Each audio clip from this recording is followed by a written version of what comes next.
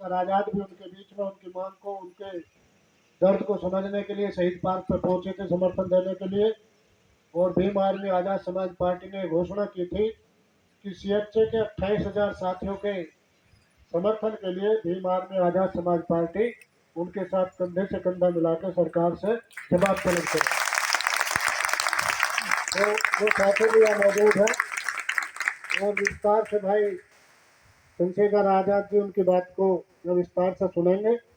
कल के लिए आंदोलन के लिए उनकी कॉल दी हुई है, लेकिन रात से ही जिस तरह से रात 11 बजे से ही फोन आने शुरू हुए हमारे पास, भाई अनिल धनवाल जी के पास और तमाम साथियों के पास, कि किस तरह से उनके साथ अत्याचार किया गया, पुलिस द्वारा लाठी बजाई गई, उनके टैंक को उखाड़ दिया गया, फोन तोड़ दिए गए, उनकी जो वीडियो ऑडियो क्लिप थी उसको डिलीट कर दिया गया, उनको ठोकरों से पीटा गया, हमारी बहन बेटियों को थानों में मारा गया और सुबह 4 बजे तक उनके साथ टॉर्चर किया गया और अलग अलग थानों में उनके रखे। और इस सरकार ने जो सरकार तरह तरह के विलय इधर उधर लगाती है, भाजपा और कांग्रेस का दोनों एक थैली के चट्टे बट्टे हैं। इस गहलोत सरकार ने किस तरह से उनके साथ में जुल्म जाप्ते की है, वो सारी बात उन लोगों ने सुबह 4:30 बजे आके हम लोगों से व्यक्तिगत तौर पर वो बताई। वो सारा दर्द उनका हमने भाई चंद्रशेखर आजाद जी के समक्ष रखा है और कैसे अब कल की उस आंदोलन की रणनीति बनेगी, क्या होगा, उससे अलग अलग से उस पर चर्चा होगी। लेकिन हम चाहेंगे कि भाई प्रेस वार्ता को एड्रेस करें हमारे पत्रकार साथियों को, और जो जरूरी ऐलान है उन ऐलान को यहाँ करें। उससे पहले भाई रामलखन मीणा जी, प्रोफेसर रामलखन मीणा जी, उनको आमंत्रित करेंगे कि सीएचसी की तरफ से कौन साथी भाई चंद्रशेखर आजाद जी को ब्रीफ करेगा इस घटना के बारे में मुकम्मल तौर पर। बहुत बहुत धन्यवाद। जय भीम, जय भारत, जय मंडल।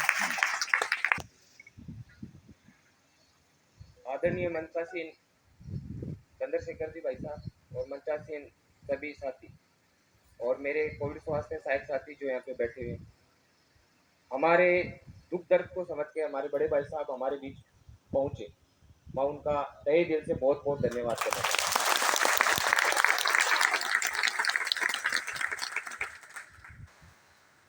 पिछले 1 साल से लगातार कोविड में अपन ने सेवाएं दी राजस्थान सरकार को विपरीत परिस्थितियों के अंदर, और 31 मार्च 2022 के बाद में सरकार ने हमारे को उखाड़ फेंका और अपनी जायज मांगों को लेकर पिछले 93 दिन से शहीदी स्मारक पर लगातार सरकार को अवगत करवा रहे थे, शांतिपूर्ण तरीके से बैठे थे, ऐसा कोई उपद्रव नहीं किया जिससे सरकार को और सरकार के अधिकारियों को कोई परेशानी हो।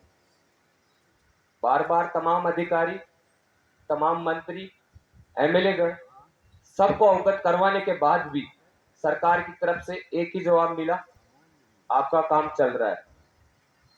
और जिस प्रकार कोरोना में सरकार ने फूल बरसाए, मैं भाई साहब को बताना चाहता हूं कि कल रात की घटना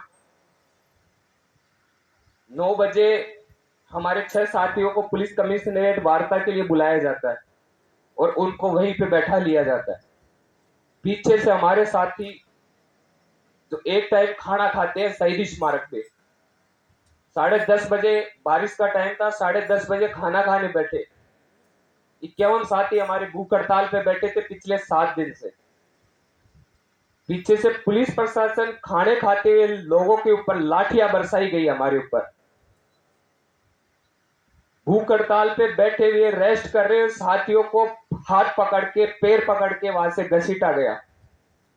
हमारी जो छोटी बहनें, बड़ी बहनें वहां पे मौजूद थी, उनके साथ में छोटे छोटे बच्चे थे, उनको भी वहां से धक्का मुक्की की गई। जितने भी साथी थे उन सभी साथियों को 4 बस में भर के अलग अलग जगह पे पूरी रात 20-25 किलोमीटर दूर दराज अलग अलग थानों में हमारे को बंद किया गया, प्रताड़ित किया गया। बार बार बोले कि साहब हमारे साथ भूखे 7 दिन से बैठे हुए साथी भी, इनके पानी की व्यवस्था तो कर दो। उन्होंने पानी तक नहीं पिलाया हमें और पूरी रात वहां पे थाने में बैठाए रखे। 4 बजे से उन लोगों ने अपनी गाड़ियों से 5-5, 7-7 लोगों की टुकड़ी बना के ऐसे स्थान पे छोड़ा उन लोगों ने जहां से हम लोग वापस नहीं आ सके।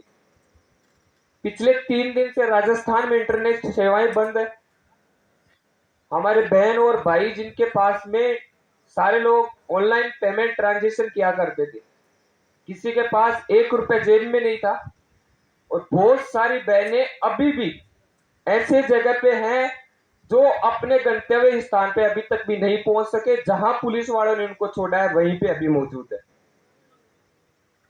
कैसे जैसे करके हमारे साथी सुबह 8 बजे तक यहाँ पहुंचे।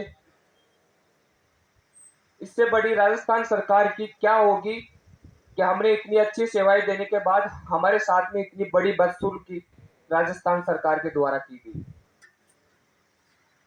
आदरणीय भाई साहब से निवेदन करना चाहता हूं कि जो हमारा हक और मान सम्मान के लिए मैं पिछले 3 महीने से रुके हुए थे, हम आपसे कंधे से कंधा मिलाकर हमारे भाई आपके बराबर खड़े हैं। आप उन्हें आशीर्वाद दें और हमारा जो मान सम्मान खोया है उसको वापस दिलाने की कृपा करें भाई साहब। धन्यवाद।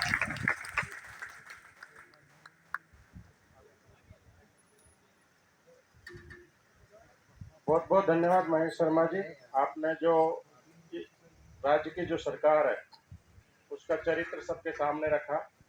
मैं आप सबको कुछ 2-4 दिन पहले की दिल्ली की घटना की तरफ आपका ध्यान आकर्षित